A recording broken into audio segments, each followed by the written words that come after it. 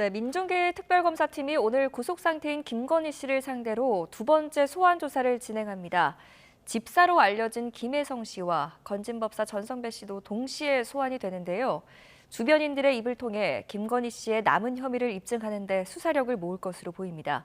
자세한 내용 조을원 변호사 연결해서 알아보겠습니다. 변호사님 나와 계시죠? 네, 안녕하세요. 네, 안녕하십니까. 자, 특검이 오늘 오전 10시 김건희 씨를 소환 조사할 예정입니다. 일단 소환에 응하겠다 이렇게 밝힌 만큼 출석은 하겠죠? 예, 그렇습니다. 이제 구속 후 두 번째 조사인데요. 첫 번째 조사도 일단은 출석을 한 만큼 오늘 조사에도 응하겠다라고 입장도 밝혔고 출석은 할 것으로 보입니다. 네. 자, 구속 뒤에 두 번째 소환 조사입니다. 지난 조사에서는 대부분 진술 거부했었잖아요. 오늘은 좀 태도 변화가 있을까요? 어떻게 전망하십니까? 태도 변화는 있지 않을 것으로 보입니다. 왜냐하면 계속해서 자신의 건강상의 이유를 아무래도 들고 있기 때문에 오늘도 저번 조사와 비슷하게 아마도 건강상의 이유로 다소 조사 시간이 좀 짧게 끝나지 않을까 그렇게 예상을 해보고 있습니다. 네. 그런데 이렇게 김건희 씨가 계속 진술을 거부한다면 특검 조사에도 차질이 빚어질 수밖에 없을 것 같은데요.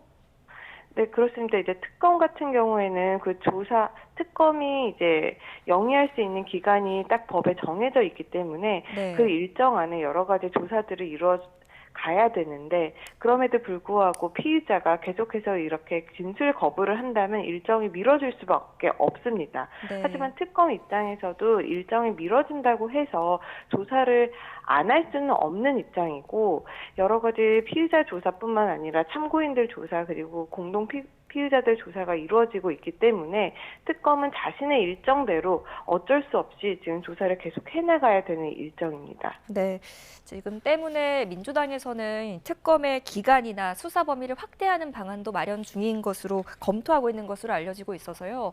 진행 상황을 지켜봐야 할 것 같습니다. 자, 특검이 지난 조사에서는 김 씨에게 공천 개입 의혹에 대해서 추궁을 했습니다. 오늘은 어떤 부분에 대해서 물어볼까요? 사실상 지난 조사에서 조사가 이루어지기는 했지만 건강상의 이유로 한 2시간 정도밖에 조사가 이루어지지 않았습니다. 그렇다라고 본다면은 거의 유의미한 조사가 이루어지지 않았다고 볼 여지가 큰데 그렇다면 이번에도 역시 그 구속영장에 적시되어 있었던 정치자금법 위반 혐의라든지 아니면 특정범죄 가중처벌법상의 알선수재 혐의에 대해서 계속 조사가 이어질 것으로 보입니다. 네.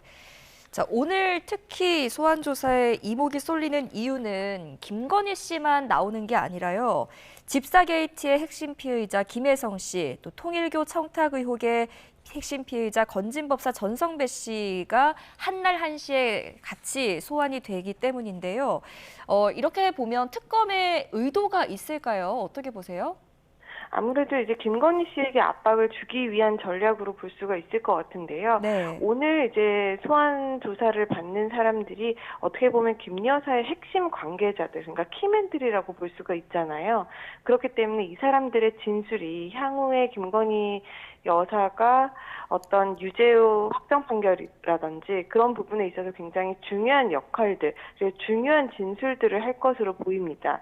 네. 그렇기 때문에 한날 한시에 이렇게 조사를 하면서 전격적인 조사 모습을 보여준다라고 한다면 피의자 입장에서는 당연히 심리적인 압박을 받을 수밖에 없고요. 그렇기 때문에 이러한 태도를 취한 것으로 보입니다. 네, 이렇게 세 명이 같이 나오다 보니까 대질 조사를 하면 특검 측에서는 조금 수월한 부분이 있을 것도 같은데 일단 특검 측에서는 대질 조사는 검토하고 있지 않다 이런 입장을 밝혔네요. 이유가 뭘까요? 보통은 이제 어느 정도 피의자들의 진술을 받고 나서 정말 필요한 경우에만 이제 대질 신문이 이루어집니다. 네. 왜냐하면은 대질 신문에 있어서 물론 상대방들의 누구의 말이 맞고 아니고 이런 것들을 이제 밝혀내기 위해서 대질 신문을 하는데 지금 입장에서는 김 여사 측은 계속해서 혐의를 모두 다 부인을 하고 있는 입장입니다.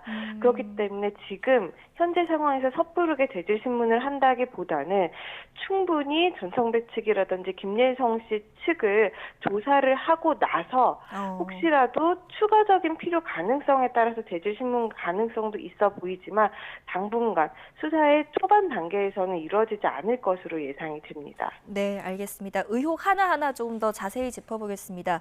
집사게이트 핵심 피해자 김혜성 씨부터 좀 살펴볼 텐데요. 김혜성 씨가 지분을 가진 것으로 알려진 IMS 모빌리티에 대기업들이 굉장히 거액을 투자했습니다. 이게 김건희 씨를 앞세워서 투자를 끌어냈는지부터 밝혀내야겠네요. 네, 맞습니다. 이제 오늘부터 소환할 김 씨의 그 회사라고 볼 수 있는 렌터카 업체, 그러니까 IMS 모빌리티에 대기업들이 당시 한 184억 정도를 투자를 했거든요. 네. 그런데 그 투자를 받을 당시 이 IMS 모빌리티라는 회사가 부채가 상당히 많았습니다. 사실상 자본 잠식 상태라고 볼 수가 있는데 그럼에도 불구하고 대기업들이 이렇게 큰 돈을 투자했다라는 것은 당시에 어떤 현안이라든지 경영상의 리스크를 가지고 있었던 그 대기업들, 그러니까 투자 주체들이 보험성이라든지 대가성으로 여기에다가 투자를 한 것이 아니냐. 그리고 그 대가성으로 준 데에 있어서는 김 여사의 어떤 영향력이 있었는지가 가장 핵심이 될 것인데요. 그 부분 관련해서 오늘 특검에서는 본격적으로 수사를 할 것으로 보입니다.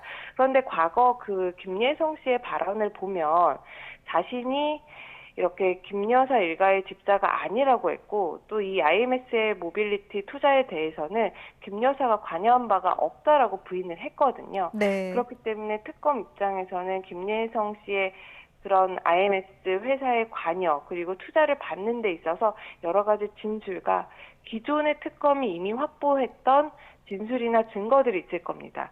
그렇기 때문에 그런 부분들을 비교해 보면서 누구의 말이 맞는지를 이제 밝히는 데 초점을 둘 것으로 보고요.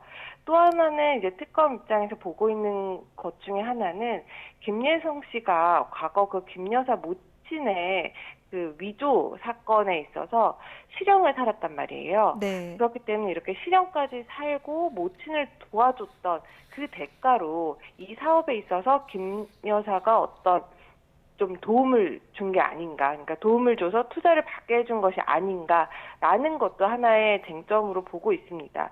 그러면서 이 회사의 지분 구조를 뭐 김예성 씨와 김 여사가 좀 나눠가지고 어떻게 이익을 추구했다라고 볼 수는 없었는가, 그런 초점으로도 지금 특검이 수사 방향을 잡고 있기 때문에 네. 이런 부분에 대한 뭐 입증이라든지 진술 확보가 관건으로 보입니다. 네. 자, 요것도 하나 짧게 여쭤보겠습니다. 건진법사 전성배 씨와 관련한 의혹인데요. 통일교 청탁 의혹인데 이것도 뇌물죄 그리고 알선수재 혐의 적용될까요?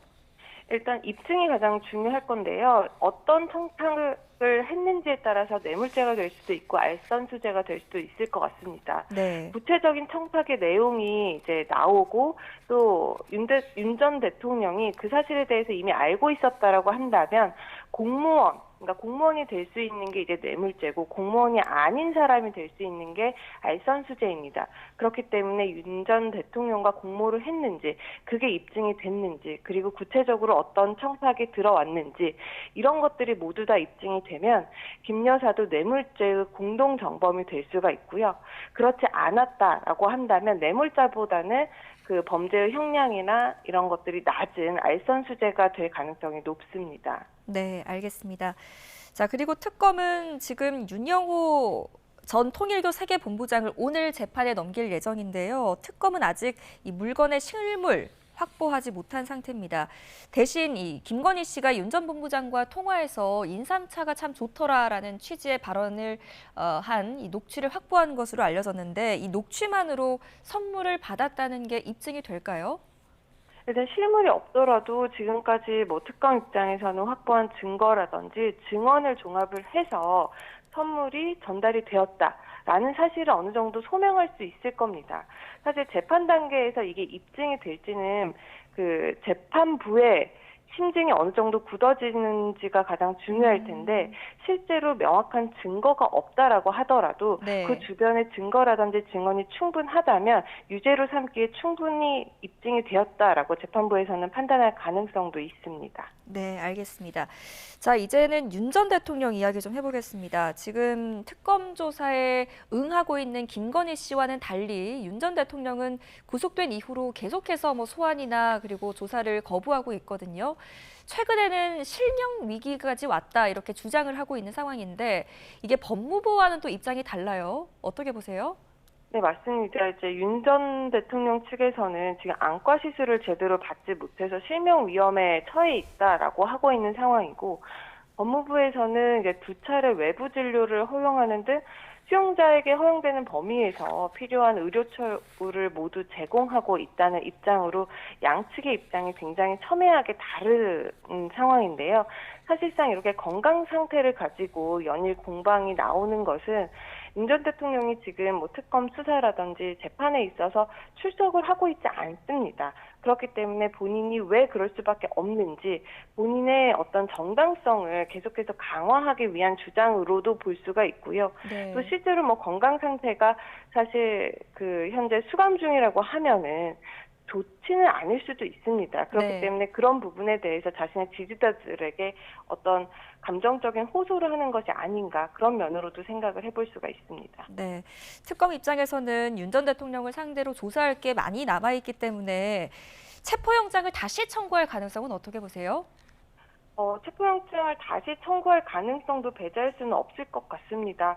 이제 특검 입장이 지금 계속 우리가 보면 굉장히 적극적이고 어떻게 보면은 그냥 원리 원칙대로 진행을 하고 있는 상황이 있거든요. 네. 그렇기 때문에 지금 조사에 실제로 임하지 않는다라고 한다면 특검 입장에서는 자신들의 역할을 다하는 모습을 보여주기 위해서라도 다시 한번 체포영장을 집행할 그럴 가능성을 저는 생각을 하고 있고요.